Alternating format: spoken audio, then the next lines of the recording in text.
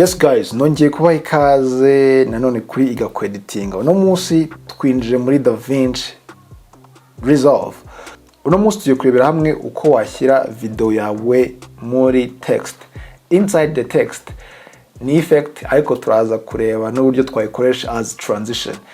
Guys, nkuko ubibona hano muri timeline yanjye mfite video ebyiri.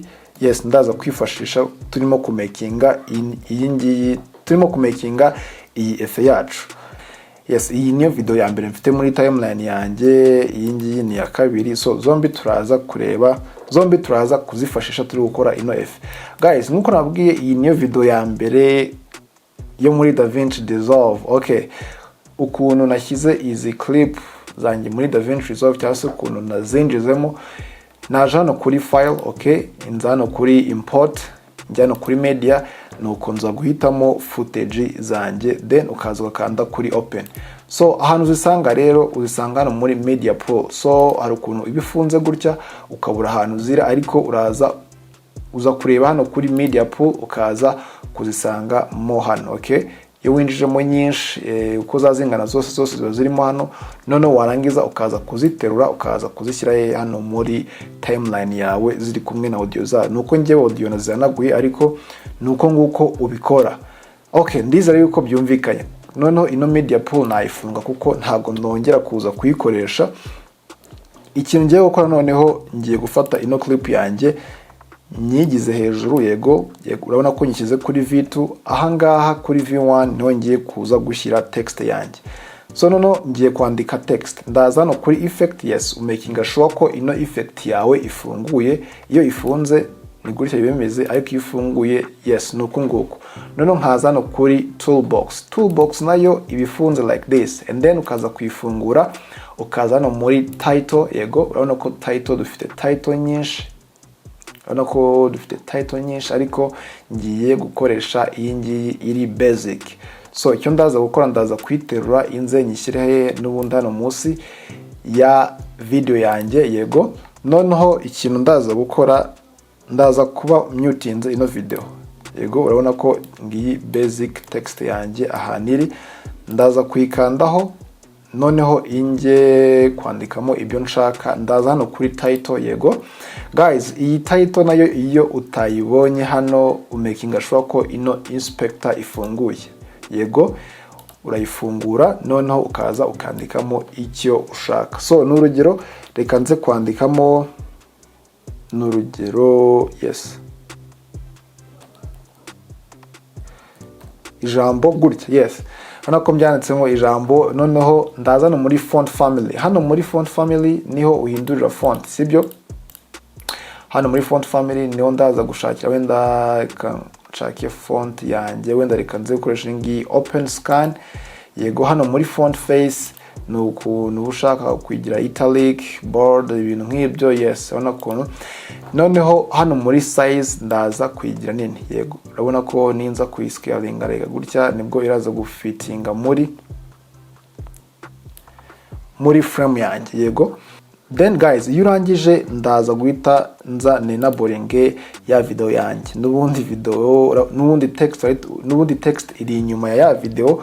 So inze gukanda kuri clip. Noneho ikintu ndaza gukora, ndaza no muri composite mode. Yego noneho ndaza guchuzinga hano kuri composite normal, inze kwigira hano kuri forward background. Ndaza gukora muri normal, inze kwishyira muri forward background. So and then inze gukanda kuri text layer nanone, tena inze hano muri setting. Yego n'ubundi ngaruke hano muri composite ya text. Yego tumaze gukora composite ya layer ya video, noneho ngiye gukora composite ya text. N'ubundi ndaza hano kuri normal, hanga kuri text ho ndachuzinga alpha direct. Right, ubona ko n'ubundi video yanjye ise yinjira muri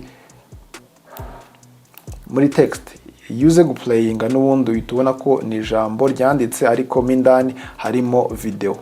Either ushaka ku extendinga das gutya byose bikangana, noneho ukaza guplayinga ukareba uko bimeze wagwan. Ukaza guplayinga noneho ukaza kureba yuko ibintu bimeze fresh.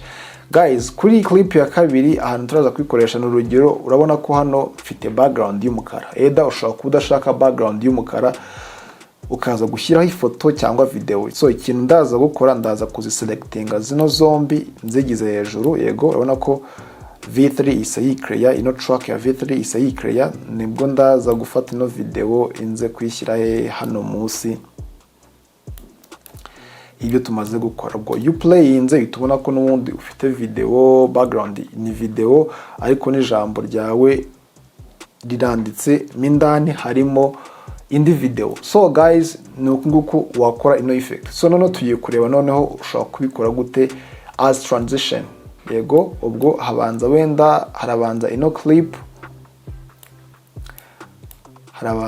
clip, yes, gutya ni ingi itangira, noneho ijambo rigahita riza direct, noneho ni clip irimo imbere igahita yinjira muri frame yanjye. Okay, so niko tugiye kubireba.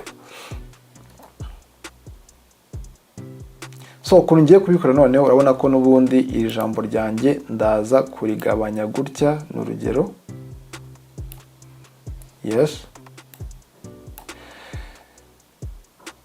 noneho ndaza gukanda ku nyuguti ya B nse nkoho nyikatemo kabiri. So ngiye gukoresha iyi text, iyi ngiyi ino layer, urabona ko ino layer ya text nyigabyemo kabiri. So ndaza gukoresha iyi ngiyi, ndaza gukoresha ino layer ya kabiri. Yego, so noneho ikintu ngiye gukora, ndaza kuyikandaho right, noneho inze kwenaboringa ino dynamic zoom.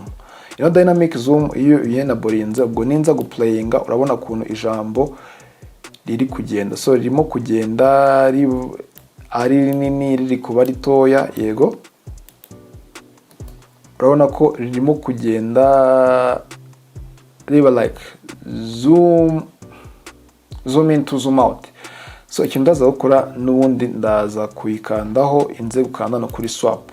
Iyo ukanda no kuri swap bihita biba inverse. Okay, kwa yazaga nyine ari kura yazaga bireta biba inverse, bura gutya ni ritoya riri kuba zoomed in gutya. Yego, so ikintu ndaza gukora rero, urabona ko igomba kuba zoom in paka ninjiye mwira video iri muri iri jambo. Yego, so ikintu ndaza gukora, ndaza gukanda kuri icon inze kwenaboringa iyi dynamic zoom. Yego, nkuko ubibona bise mbona imirongo ibiri, hari uyu nguyu w'icyatsi, hari n'uyu nguyu w'umutuku. Uyu nguyu w'icyatsi nuvuga ngo niho iyi zoom yanjye itangiriye, sibyo? Noneho uyu nguyu w'umutuku niho zoom yanjye igize ute irangiriye. So ikintu ndaza gukora, ndaza gukanda kuri utu tudomo, ndaza gukanda akadomo ushaka but kuri uyu murongo w'umutuku. Yego, noneho inze kubiscalinga nkagere gatoya, wenda mvuge ngo iyi transition yanjye iraza kwinjirira muri iyi nyuguti ya M, sibyo? Ni urugero gutya. Edo ushaka kwishyira ku nyuguti ushaka, ariko reka nyishyira no ku nyuguti ya M, cyane ku nyuguti ya M, ni scaling impaka mvuge ngo niho iraza kwinjirira, sibyo? None ubwo ninza guplayinga,